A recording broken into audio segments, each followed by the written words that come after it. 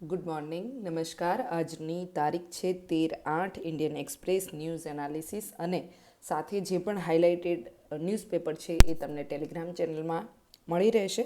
ત્યાં જઈને તમારે વાંચી લેવાનું. જે પણ હાઇલાઇટેડ છે એ બધું હાઇલાઇટ કરી અને જે કોન્ટેક્સ્ટમાં છે કોન્ટેક્સ્ટ મેં ત્યાં લખી દીધો છે. તો તમે આનાથી વધારે જેટલું હાઇલાઇટ કર્યું છે અને એમાં પણ સ્પેસિફિક જે પ્રોસ્પેક્ટિવ લખ્યો છે એ રીતે તમારે વાંચવાનું છે, બરાબર. હવે આપણે આજના એડિટોરિયલ ડિસ્કશનની શરૂઆત કરીએ અને આજનો જે વર્ડલી વાઇઝ છે એ વર્ડલી વાઇઝ કહે છે it is far better to grasp the universe as it really is then to persist in delusion. Delusion એટલે કે ભ્રમ, બરાબર. એટલે બ્રહ્માંડની જે વાસ્તવિકતાઓ છે એ વાસ્તવિકતાઓને એ જેવી છે તેવી સ્વીકારી લેવી વધારે સારી છે, નહીં કે તેના વિશે આપણે ભ્રમ પેદા કરીએ, બરાબર. તો આ વાક્ય છે કાર્લ સેગન. આ કાર્લ સેગનનું આ વાક્ય છે એ આપણને શું શીખવે છે? તો વૈજ્ઞાનિક અભિગમ, એક સાયન્ટિફિક ટેમ્પરામેન્ટ આપણી અંદર, વાસ્તવિકતા સાથેનો વ્યક્તિત્વ વિકાસ, બરાબર. આનું ગુજરાતી મેં અહીંયા લખી દીધું છે. જે પણ મિત્રો ગુજરાતીમાં યુઝ કરવા માંગતા હોય તો એમને આ વાંચી લેવું. હવે અહીંયાથી આપણને પ્રશ્ન થાય કે કઈ વાસ્તવિકતા? તો એક વાસ્તવિકતા છે કે બ્રહ્માંડ છે, મારી સમજથી ઘણું વ્યાપક છે, હું બ્રહ્માંડનો એક અંશ છું, અહમ બ્રહ્માસ્મિ, અને હું જો મને સમજી લઈશ તો આખું બ્રહ્માંડ મને સમજાઈ જશે. આ મારું ઇન્ટરપ્રિટેશન છે, આ જે કોટેશન છે એનું. બાકી તમારું પણ મારાથી કંઈક અલગ હોઈ શકે. હવે આપણે 2 દિવસથી મેં જોયું કે કઈ મેથડ સારી છે કઈ નથી, તો ઇક્વલ વોટ છે. તો આપણે આના માટે એક સરસ રસ્તો અપનાવીએ. જો તમને લાઇન બાય લાઇન જવું હોય તો આપણે એ રીતે ટ્રાય કરીએ છીએ. You people decide with the time કે તમને કયું બેટર રહે છે, બરાબર. કારણ કે મારે તો તમને આમ સમજાવવાનું કે આમ સમજાવવાનું, પણ તમારે ડિસાઇડ કરવાનું છે તમારા માટે સારું શું છે, બરાબર. યસ. તો આર્ટિકલની શરૂઆત થાય છે કે ભાજપ સરકાર છે, બીજેપી ગવર્મેન્ટ છે, એનો મુખ્ય જે વીબીજી રામજી નવી જે વિકસિત ભારત ગ્રામીણ રોજગાર યોજના એ કાયદા પરના એના પ્રચારને તોડી નાખવા સાથેની અમુક હકીકતો છે એ માત્ર એના માટે એક અખબારી લેખ છે એ કાફી હતો. અહીંયા એક લખાયો હશે કોઈ બી લેખ, એટલે જે લેખક છે નિખિલ દે એને ત્યાંથી શરૂઆત કરી છે કે આનો જે પ્રચાર થઈ રહ્યો હતો એના માટે એક આર્ટિકલ લખાયો હતો. એ આર્ટિકલ જ એની બધી અંદર વીબીજી રામજીની જે ખામીઓ છે એને ખોલીને આપણી આગળ મૂકી દે છે. આગળ કહે છે કે કેન્દ્ર સરકારનું કહેવું છે કે વિકસિત ભારત જે આખી યોજના છે, વિકસિત ભારત ગેરંટી ફોર રોજગાર એન્ડ આજીવિકા મિશન, આવું આખું નામ છે, એ હવે એમજી નરેગાનું સુધારેલું સ્વરૂપ છે. તે રોજગારની જે અસ્યોરન્સ, તમને નોકરીનું જે અસ્યોરન્સ મળે એના દિવસોમાં વધારો કરે છે. સમગ્ર ગ્રામીણ ભારતમાં તેનો વ્યાપ કેન્દ્ર દ્વારા સૌથી વધુ નાણાકીય ફાળવણીના દાવા સાથે થઈ રહ્યો છે, જેમાં રાજ્યોને વધારાની 40% ફાળવણી કરવામાં આવી છે એવું કેન્દ્ર સરકાર કહે છે. હવે અહીંયા એવું સ્વાભાવિક રીતે માની લેવામાં આવે છે કે 125 દિવસ છે એ કામના દિવસો કોણ અહીંયા તમને સ્વાભાવિક રીતે મળે છે. પરંતુ ઇન્ડિયન એક્સપ્રેસનો એક રિપોર્ટ છે એ કહે છે કે વાસ્તવિકતા આનાથી અલગ છે. 10 ઓગસ્ટનો એક અહેવાલ છે. વીબીજી રામજીના અમલીકરણના પહેલા જ મહિનામાં સરકારના આંકડાઓ પર એમણે ઇન્વેસ્ટિગેશન કર્યું અને એ આંકડાઓ શું કહે છે કે જે કામ આપવામાં આવતું હતું એમાં ઘટાડો થયો છે, જે ગયા વર્ષના સમયગાળા કરતાં કેટલું ઓછું છે? તો 50% જેટલું ઓછું છે. તો અલ્ટિમેટલી એ છે કે કામ માટેની જે નોંધણી છે એ 50% ઘટી ગઈ છે, 50% ઘટી ગઈ છે વીબીજી રામજીમાં, બરાબર.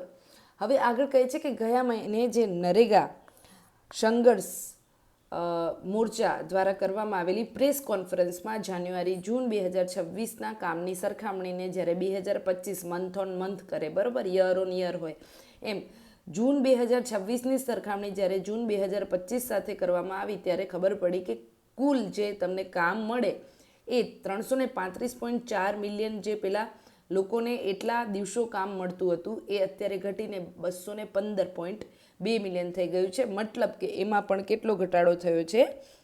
35.8%નો ઘટાડો થયો છે. આ વસ્તુઓ તમારે એ કોન્ટેક્સ્ટમાં યાદ રાખવાની છે કે કઈ રીતે નવી યોજના છે એ કામના દિવસોની ગેરંટી 125 આપે છે, પણ કોમ્પ્રિહેન્સિવ કામના દિવસો એને ઘટાડી નાખ્યા છે.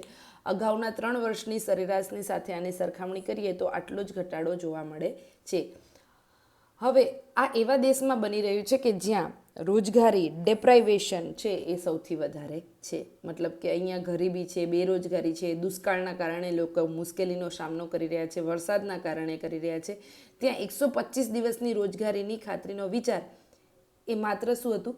એક જુમલો હતો. અને ખાસ કરીને ગ્રામીણ પરિવારો પર આ વંચિતતાની માનવીય અસરની કલ્પના કરવી ખૂબ મુશ્કેલ છે. કામનો દરેક દિવસ ખૂબ મહત્ત્વપૂર્ણ હોય છે અને કામની માંગ કરનારા દરેક પરિવાર માટે એ ખૂબ જ મહત્ત્વનો હોય છે. આ વાસ્તવિકતાએ લાખો અને કરોડો લોકોને જે રોજીરોટી છે એની ઉપર અસર કરી છે. હવે આગળ અગેઇન ક્રિટિસિઝમ જ થાય છે કે શાસક પક્ષ છે એ આ નવો કાયદો લઈ આવ્યો અને સંસદમાં બળજબરીપૂર્વક એને પસાર કરવામાં આવ્યો. સરકારે એવો દાવો કર્યો કે મનરેગાનું આ સુધારેલું સ્વરૂપ છે, ડિજિટલ મોનિટરિંગ થશે, વેતન 125 દિવસ મળશે, ઓછામાં ઓછા 5 એવા ભ્રામક મતલબ આની ભ્રામક વસ્તુઓ લોકો આગળ મૂકી દીધી અને બધાને ગુમરાહ કરવામાં આવ્યા. આ રીતનું આ આર્ટિકલનો ટોન છે જે આપણી એક્ઝામમાં બિલકુલ કામ લાગવાનો નથી, તો આપણે એ રીતે ન વિચારવું જોઈએ. હવે કે બીજું કે કેન્દ્ર સરકારે આની અંદર એવો દાવો કર્યો હતો કે 95,000 કરોડની ફાળવણી કરવાની છે. રાજ્યો દ્વારા ફરજિયાત 40% ફાળવણી સાથે મળીને ઉપલબ્ધ સંસાધનોના કુલ આ કેટલું થશે? 1,55,000 કરોડ રૂપિયા જેટલું થશે. પરંતુ આ માત્ર એક કલ્પના છે. હજી આટલું ફંડ છે એ આપવામાં આવ્યું નથી અને આ કાલ્પનિક ફાળવણી હોય તો તે માત્ર કાગળ ઉપર જ રહી જશે એવું લેખક કહે છે. બરાબર. હવે અલ્ટિમેટલી આ આખા આર્ટિકલમાં છે એ આ રીતે જ બધી વાત થાય છે જે આપણે એઝ પરીક્ષાના દ્રષ્ટિએ કામની નથી. હવે અહીંયાથી ફોર્થ વસ્તુ છે એ ખાલી જોઈ લઈએ કે tech driven VBG Ramji implementation છે કે ટેકનોલોજી આધારિત આની અંદર શું છે? અમલીકરણ કરવાનું છે. અને આના કારણે KYCની નવી જરૂરિયાતો ઊભી થઈ છે, જેના કારણે કરોડો જોબ કાર્ડ રદ કરવામાં આવ્યા છે. બરાબર.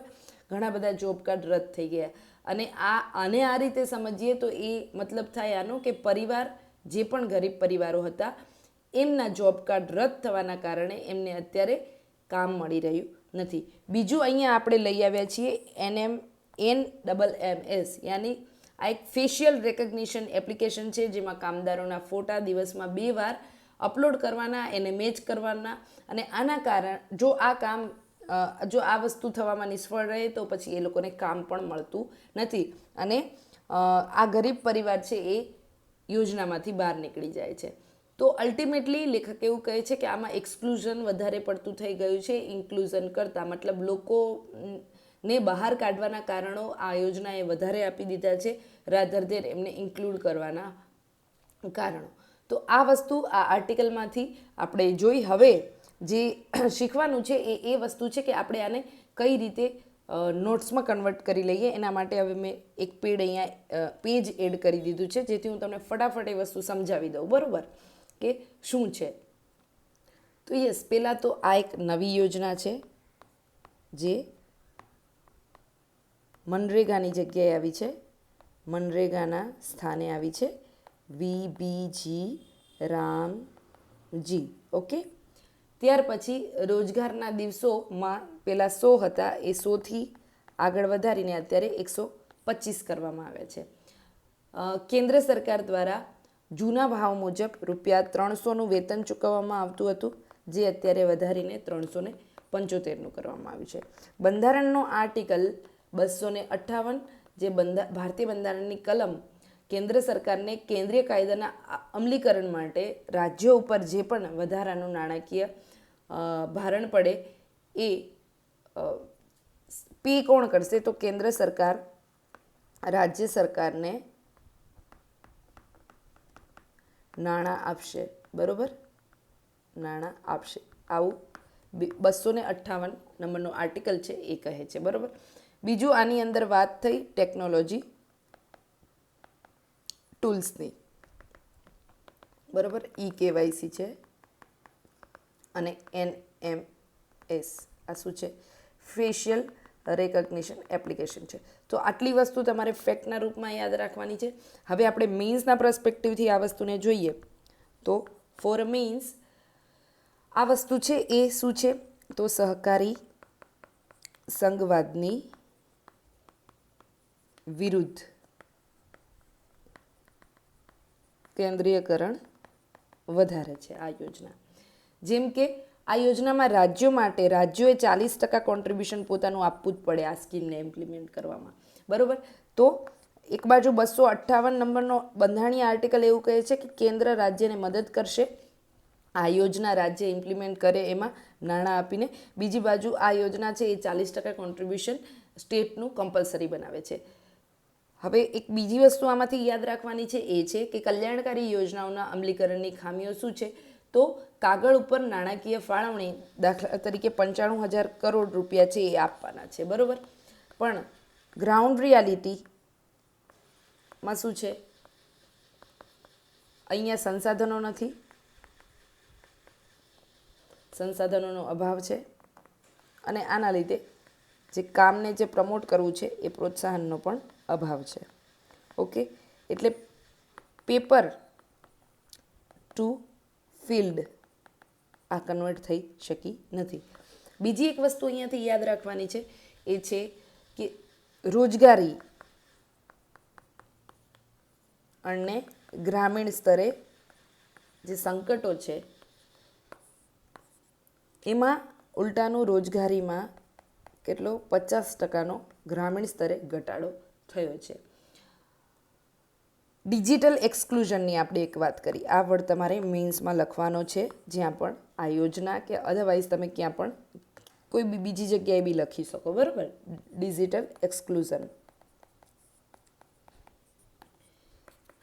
KYC દિવસમાં 2 વખત કરવાનું, અને આના કારણે જોબ કાર્ડ રદ થઈ જાય. ઘણા બધાના ફેશિયલ રેકગ્નાઇઝેશન પણ ના થતા હોય. તો આ ટેકનોલોજી આધારિત સુધારાને કારણે, ટેક્સ સુધારના કારણે ડિજિટલ એક્સક્લુઝન વધ્યું છે. તો આ વસ્તુ તમારે મેઇન્સ અને પ્રિલિમ્સના પર્સપેક્ટિવથી આ આર્ટિકલમાંથી આ રીતે યાદ રાખવાની હતી. હવે આપણે બીજો આર્ટિકલ જોઈએ જે મહત્વનો છે. તો આ આર્ટિકલ છે એ હવે છે the next step to the moon, બરાબર. એટલે કે અંતરિક્ષ મતલબ અંતરિક્ષમાં, અંતરિક્ષ નહીં પરંતુ અંતરિક્ષમાં સહયોગ કઈ રીતે, આ આર્ટિકલ આપણને કહેશે કે ઇસરો અને નાસા વચ્ચે કઈ રીતે સહયોગ વધી રહ્યો. તો આર્ટિકલની શરૂઆત થાય છે કે meet the volatility of India US relation. Bharat અને અમેરિકાના સંબંધોમાં જે વોલેટિલિટી એટલે ચઢાવ ઉતાર, બરાબર. ભારત અને અમેરિકાના સંબંધોમાં જે ચઢાવ ઉતાર આવી રહ્યો છે એની વચ્ચે આ ભાગીદારીનું એક નવું જે બારણું ખુલ્યું છે એ સતત પ્રગતિ તરફ આગળ વધી રહ્યું છે.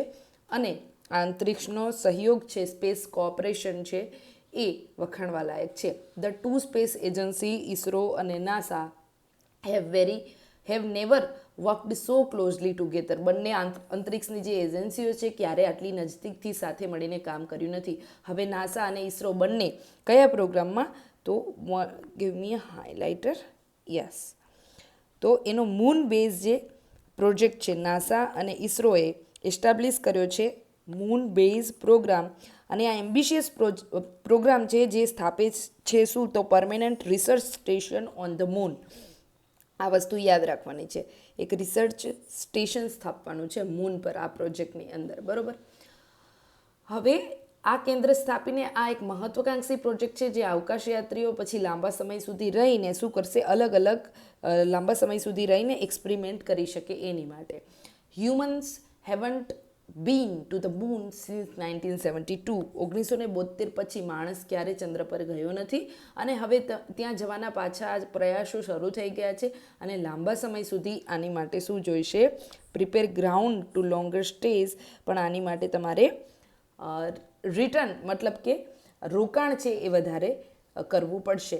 સ્વાભાવિક રીતે જ આ પ્રયાસ છે એની આગેવાની અમેરિકા તેના આર્ટમિસ પ્રોગ્રામ હેઠળ કરી રહ્યું છે, જેનો હેતુ શું છે, તો 2028 સુધીમાં માણસને પાછો ચંદ્ર ઉપર લઈ જવાનો. મૂન બેઝ પ્રોગ્રામ તેના પછીનું એક શું છે, એક લોજિકલ ફોલોઅપ છે. એટલે પહેલી વસ્તુ આ થશે આર્ટમિસ પ્રોગ્રામ, અને એના પછી મૂન બેઝ પ્રોગ્રામ અમલમાં મુકાશે. હવે જુઓ કે NASA realise this goal could be achieved much faster. NASA સમજે છે કે આ એક લક્ષ્ય છે એ આપણે વધારે ઝડપથી અને અસરકારક રીતે હાંસલ કરવો જોઈએ અને આના માટે અન્ય ભાગીદાર દેશો અને ખાનગી કંપનીઓને પણ આ પ્રયાસમાં જોડવા જોઈએ. ઈસરોએ તેનું મિશન 2040 સુધીમાં ચંદ્ર ઉપર મનુષ્યને મોકલવાનું આયોજન કરેલ છે. તેની જટિલ માનવયુક્ત આ જે મિશનો ચલાવવાની પ્રક્રિયા છે એમાં આ રીતે નાસા સાથે કોલેબોરેટ કરવું એક વ્યવહારિક અનુભવ છે અને આનાથી ટેકનોલોજીની એક્સેસ પણ ઈસરો પાસે વધી જશે. હવે ભારતે અગાઉથી જ અમેરિકાના નેતૃત્વ હેઠળ અંતરિક્ષ જે આ યુએસ લેડ કોઆલિશન છે, જે સ્પેસ ફેરિંગ કન્ટ્રીઝનું, યાની આ બધા દેશના જૂથો છે જે સ્પેસ એક્સપ્લોરેશન કરતા હોય, એનામાં શું કર્યું છે તો સહી કરી દીધી છે અને એ અકોર્ડનું નામ છે આર્ટેમિસ અકોર્ડ. આર્ટેમિસ અકોર્ડ છે એ શેના માટે છે તો એ છે યુએસ લેડ કોઆલિશન ઓફ સ્પેસ, બરોબર, અને ફેરિંગ કન્ટ્રીઝ, એટલે આ બધા કન્ટ્રીઝ છે સાથે મળીને સ્પેસ એક્સપ્લોરેશન કરે છે. India and US have also agree to develop strategic framework, યાદ રાખજો, strategic framework for a human space flight cooperation. ક્યાંય બી પૂછાય હમણાં આ વખતે મેન્સમાં કે તમારે વેલ્યુ એડિશનના પોઈન્ટ ઓફ વ્યૂથી, તો આ બધા પોઈન્ટ છે એ યાદ રાખવાના છે, બરાબર.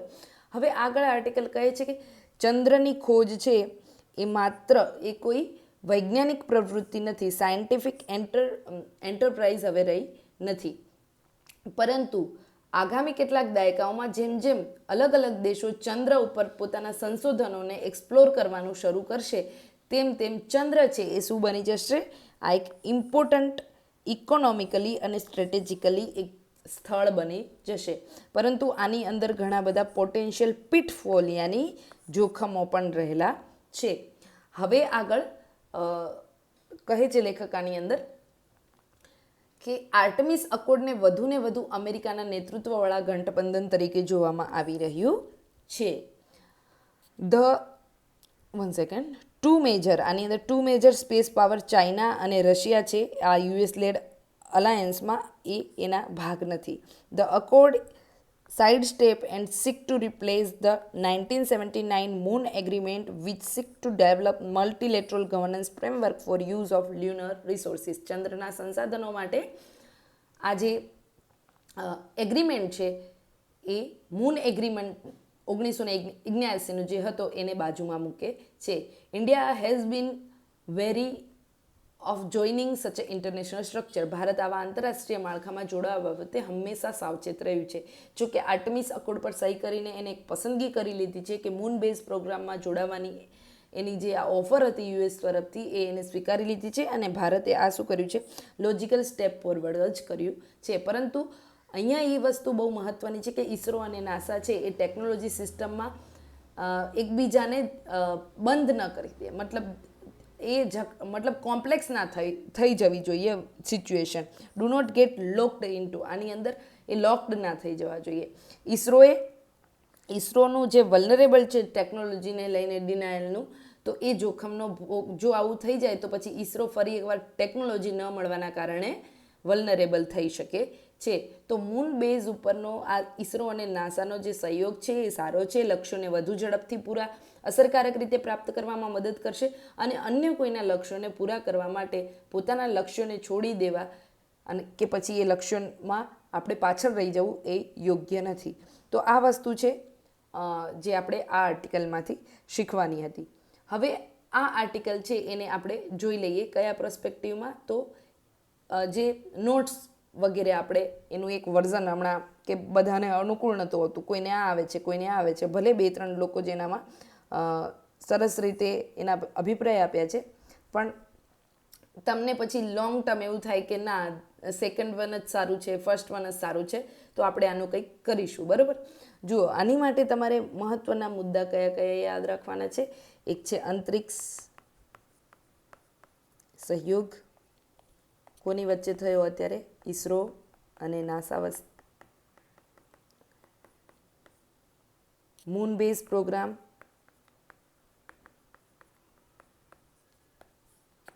આર્ટેમિસ પ્રોગ્રામ,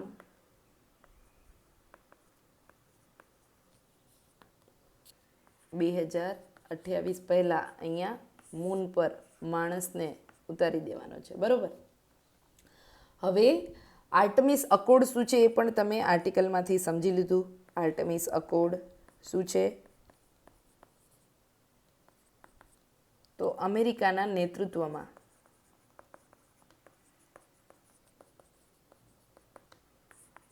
રાષ્ટ્રો જૂથ બનાવીને સ્પેસ એક્સપ્લોરેશન કરે છે આની અંદર, પણ આમાં ચીન અને રશિયા સામેલ નથી. ઈસરોનું લક્ષ્યાંક શું છે? તો ઈસરો 2040 સુધીમાં મૂન ઉપર ભારત માણસને ચંદ્ર ઉપર લઈ જશે 2040માં. હવે જુઓ, આને મીન્સના પર્સપેક્ટિવથી સમજવાનું છે કઈ રીતે મુખ્ય પરીક્ષામાં આ કામ લાગી શકે. તો એક વસ્તુ, ભારત યુએસના સંબંધોમાં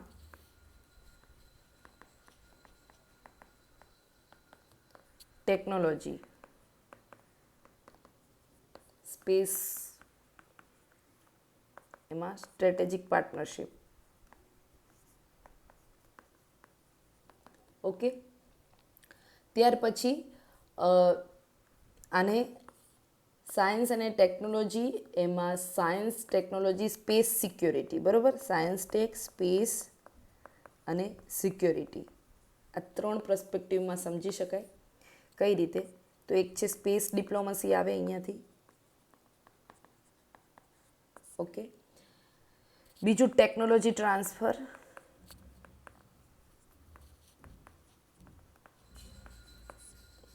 બરોબર. ત્યાર પછી અહીંયા એક વાત હતી કે સ્ટ્રેટેજિક ઓટોનોમી.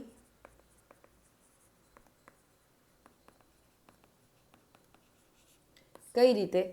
તો ભારત અને યુએસ છે, ઇન્ડિયા અને યુએસએ છે, એકબીજાને આ બાબતે સપોર્ટ કરી રહ્યા છે, પરંતુ આમાં લોકડ ન થઈ જવાની વાત હતી. એ વસ્તુ શું કહે છે? સ્ટ્રેટેજિક ઓટોનોમી બંને જાળવી રાખવાની છે.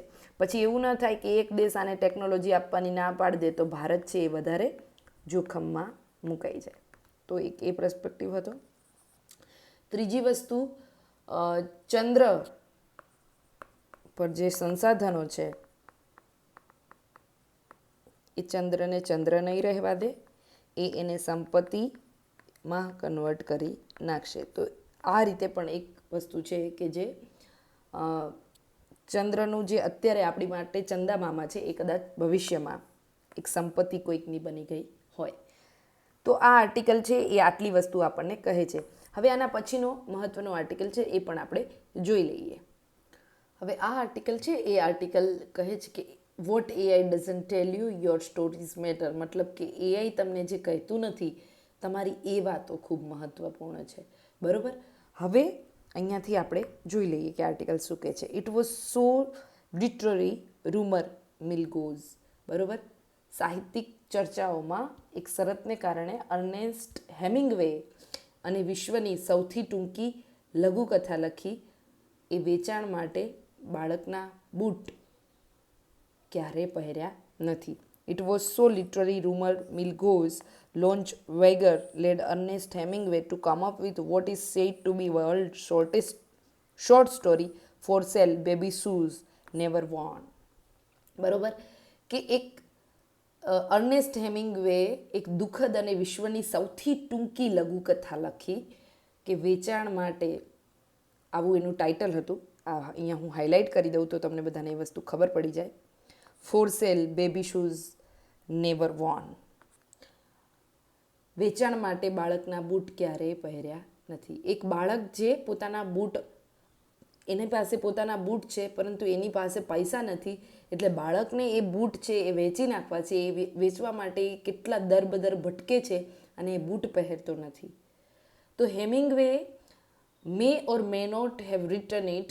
હેમિંગવે કદાચ તે લખી હોય કે ન પણ લખી હોય, પરંતુ આ સૌથી ટૂંકી હોરર વાર્તા છે જે ચોક્કસપણે 1948માં અમેરિકી વિજ્ઞાન ફિક્શન, જે સાયન્સ ફિક્શન બેઝ ઝોનર હોય છે, એની અંદર એક સાયન્ટિફિક ફિક્શનલના લેખક ફ્રેડરિક બ્રાઉને લખી હતી. અને તે થોડી મોટી છે. પૃથ્વી પરનો છેલ્લો માણસ એક રૂમમાં એકલો બેઠો હતો. બરોબર. The last man on the earth sat alone in the room. There was a knock on the door. અને દરવાજા પર કોઈએ ટકોરા માર્યા. જો આ વાર્તાઓ એઆઈના યુગમાં લખાઈ હોત તો શું તેઓ ટકી શકી હોત? હવે આ જ વાર્તા છે, બરાબર? હા, તમને બધાને એ ખબર તો પડી ને અહીંયા કે અહીંયા વાર્તા જ આ છે, શોર્ટ સ્ટોરી છે, for sale baby shoes never worn. તો આ વાર્તા જ મૂળ આ છે. અને Fredric Brown, the last man on the earth sat alone in the room, there was a knock on the door. અહીંયા જ વાર્તા પૂરી થઈ ગઈ. આ જ વાર્તા છે. તો હવે અહીંયા લેખક છે એ પ્રશ્ન ઉઠાવે છે કે શું આવી એક બે લાઇનની વાર્તાઓ, અને એ પણ કેટલી ફેમસ, કેટલો ગર્ભિત અર્થ તમારી આગળ રજૂ કરતી હોય, આખી એક વેદના રજૂ કરી દેતી એક બે લાઇનની વાર્તાઓ હોય, તો શું અત્યારે જો એઆઈના યુગમાં આ વાર્તાઓ લખાઈ હોત તો શું એ આટલી ફેમસ કે પછી આટલું મહત્ત્વ એને મળી શક્યું હોત, કે આ વાર્તાઓ શું ટકી શકી હોત? જજમેન્ટ એન્ડ ડિસિઝન મેકિંગ જર્નલમાં પ્રકાશિત થયેલા નવા અભ્યાસો સૂચવે છે કે સ્પર્ધા ખૂબ જ અઘરી રહી હોત. કારણ કે એનીવન એવે એ લખી દે છે. અત્યારે બી લોકો તમે જોજો કંઈ બી લખી દે છે. તો એઆઈના યુગમાં તમારે ખરેખર ઇફેક્ટિવ લોકોએ બહાર આવવું એ અઘરું થઈ પડ્યું છે. કારણ કે લોકો કોઈને બી ફેમસ કરી દે છે. તમે આ જ ફિલ્ડમાં તમે જુઓ, તમને એવું ઘણું બધું દેખાશે કે ઇફેક્ટિવ પ્લેટફોર્મ આગળ નથી જઈ રહ્યા અને ડાયરા કરે છે એ આગળ જાય છે. તો આ વસ્તુ છે કે તમે કોને સપોર્ટ કરો છો એ વસ્તુ મેટર કરે છે. તો a new multi university study judgement and decision making જર્નલમાં પ્રકાશિત થયેલો એક નવો અભ્યાસ સૂચવે છે કે અત્યારે જો આમ થયું હોત કે અર્નેસ્ટ હેમિંગવે અને આજે ફ્રેડરિક બ્રાઉન છે, આ લોકો આજના યુગમાં હોત તો એમના માટે સ્પર્ધા વધારે અઘરી રહી હોત. આ અભ્યાસ માટે વાચકોને 6 ટૂંકી વાર્તાઓ આપવામાં આવી, બરાબર? કે આ સ્ટડી કરવા માટે કે તમે આ વાર્તા વાંચો અને નક્કી કરો કે કઈ શ્રેષ્ઠ છે. અને એ અલગ અલગ 3 લોકો દ્વારા લખાયેલી હતી અને 3 ચેટ જીપીટી દ્વારા લખાયેલી હતી. આ દરેકમાં એઆઈ થ્રુ જે વાર્તા લખવામાં આવી હતી એ સેમ ટુ સેમ એ જ એલિમેન્ટમાં લખાયેલી હતી, બરાબર? તો જે લોકો આ વાર્તાઓ વાંચવામાં જોડાયા એ લોકોએ કોની વાર્તા વાંચી રહ્યા છે? આ માણસે બનાવેલી વાંચી રહ્યા છે કે એઆઈએ બનાવેલી વાંચી રહ્યા છે? તો આ વાર્તાઓ કેટલી રસપ્રદ છે એના આધારે એમને રેટ કરવાનું કહેવામાં આવ્યું. હવે એઆઈ દ્વારા જનરેટ થયેલી વાર્તાઓને વધારે રેટિંગ મળ્યા, હાયર રેટિંગ મળ્યા. જો કે આ પરિણામ આશ્ચર્યજનક ન જ હોવું જોઈએ, આપણને આટલું આશ્ચર્ય ન થવું જોઈએ. આ વર્ષે મે મહિનામાં કોમનવેલ્થ થઈ એક, અને એમાં શોર્ટ સ્ટોરીની એક પ્રાઇઝ આપવામાં વિવાદ થયો, બરાબર? કે આ વાર્તા બનાવવામાં જે તે વ્યક્તિએ શું કર્યો છે, એઆઈ ઉપયોગ કર્યો છે એવો આરોપ મૂકવામાં આવ્યો. અને એ જે ગ્રાન્ટા છે ઇવેન્ચ્યુઅલી જે આ બધું કરે છે, તો એને આ સ્ટોરીનું પ્રકાશન અલ્ટિમેટલી અટકાવી દીધું. પરંતુ વાસ્તવિકતા અને માનવ અનુભવના નામે શું ચાલી રહ્યું છે એની પરના પ્રશ્નો છે એ હવે મોર અર્જન્ટ ધેન એવર, એટલે વધારે ગંભીર બની ગયા છે. આફ્ટર ઓલ, લખવું એટલે સમય, ડર, અહંકાર, મૃત્યુ સામે દુનિયામાં પોતાની ઓળખની એક છાપ છોડી જવી. જોરદાર વાક્ય છે, બરાબર? આ વાક્ય છે એ તમારે યાદ રાખી લેવાનું છે કે આફ્ટર ઓલ, ટુ રાઇટ એટલે લખવું એટલે શું? તો is it to leave the trace of one self in the world against time, against fear, against vanity, memory and mortality. એટલે કે તમારે સમય, ડર, અહંકાર, મૃત્યુ અને એક શૂન્ય અવકાશ સામે પોતાની એક ઓળખ છોડી જવી એટલે લખવું. After all, to write is to leave trace of one self in the world એટલે પોતાની જાતની એક છાપ છોડી જવી. અગેન્સ્ટ ટાઈમ, સમયથી પરે જઈને. અગેન્સ્ટ ફિયર, બધા ડરને કાબૂમાં રાખીને. અગેન્સ્ટ વેનિટી એટલે અહંકાર, પ્રાઇડ, અભિમાન હોય ને એને વેનિટી કહેવાય. તો અગેન્સ્ટ વેનિટી, બરાબર? મેમરી અને મોર્ટાલિટી, આ બધાથી પર જઈને તમારે એક જાતને છોડી જવાની છે ને, એટલા માટે લખવું જોઈએ. ઇટ ઇઝ લાઇક લાઈફ, અને જીવનની જેમ જ સામાન્ય અને ભવ્ય, અપૂર્ણ છતાં નાના ચમત્કારોથી ભરેલું છે. તો લખવાનું પણ આવું જ છે, લાઈફ જેવું છે, જેમાં ઘણા બધા ચમત્કારો પણ તમને જોવા મળે છે. Could LLM ever better that? શું એલએલએમ એટલે લાર્જ લેંગ્વેજ મોડ્યુલ છે, એઆઈ છે, એ ક્યારેય આનાથી સારું કરી શકે ખરું? શું આનાથી સારું કરી શકે? તો આ પ્રશ્ન છે. એટલે આ જે આર્ટિકલ છે એ ઇઝ અ મોસ્ટ હેલ્પફુલ તમને ક્યાં થઈ શકે? ફિલોસોફિકલ એસેમાં, જે જીપીએસસી યુપીએસસીમાં આજકાલ પૂછાઈ રહ્યા છે ત્યાં. ફિલોસોફિકલ એસેની અંદર તમારે આ રેફરન્સ આપવાના ત્યાં, બરાબર, કે આટલી નાની વાર્તાઓ જે અર્નેસ્ટ હેમિંગવે, ફ્રેડરિક બ્રાઉને લખી હતી અને એ ત્યારે એટલી ઇફેક્ટિવ થઈ અને એટલું બધી ઇમ્પેક્ટ જે છોડી દીધી, પરંતુ શું આજે એ લખાઈ હોત તો શું એ આટલી ઇમ્પેક્ટ છોડી શકી હોત? તો પહેલો આન્સર ના, બિકોઝ આપણે બધું જ એઆઈમાં આર્ટિફિશિયલ વસ્તુઓને પસંદ કરતા થઈ ગયા છે. પછી અત્યારે આ લોકો અહીંયા વાત કરી કે આ વસ્તુ તમે તમારા એનેક્ડોટમાં લખી શકો કે 3 વાર્તાઓ ચેટ જીપીટીથી લખાવી, બરાબર, અને 3 વાર્તાઓ માણસે લખી, તો માણસની વાર્તાઓ કરતાં ચેટ જીપીટી વાર્તાઓને રેટિંગ વધારે મળ્યા. તો આ કોમ્પિટિશન છે ક્રિએટિવ ફિલ્ડમાં કે કઈ રીતે આર્ટિફિશિયલ ઇન્ટેલિજન્સ છે એ તમારી ક્રિએટિવિટીને ટેક ઓવર કરી રહ્યું છે, બરાબર. અને આ ઉદાહરણ પણ તમારે આપવાનું છે કે કોમનવેલ્થ શોર્ટ સ્ટોરીઝની એક સ્પર્ધા થઈ, બરાબર, મેમાં. એની અંદર જે વિજેતા હતો એ વિજેતાની જે સ્ટોરી છે એ એઆઈ જનરેટેડ હતી, એવા આક્ષેપો થયા અને પછી આ સ્ટોરીને છાપવાનું કામ છે એ બંધ કરી દીધું એક જે પબ્લિકેશન બોડી હતી એને. તો અલ્ટિમેટલી કે એક લખાણ છે એને આટલું આર્ટિફિશિયલ બનાવી દઈશું તો પછી આપણું જીવન નહીં રહે. અને જેટલું એક વ્યક્તિ સારું લખી શકે છે એટલું શું ક્યારે એલએલએમ આટલું સારું કરી શકે? આ વસ્તુનો પ્રશ્ન છેલ્લે મૂક્યો છે. તો આશા છે કે આ ડિસ્કશન આપ સૌને મદદરૂપ થાય અને જો તમને આ ગમતું હોય તો કોમેન્ટ, લાઇક, શેર, સબસ્ક્રાઈબ કરવાનું ભૂલવાનું નથી. તમે જેન્યુઅનલી આને તમારી નોટ્સમાં નોટ ડાઉન કરતા જજો, તમારી સમજ આની સાથે વિકસાવતા જજો. Day by day it will help you in your mains, in your interview and in your life. Thank you so much.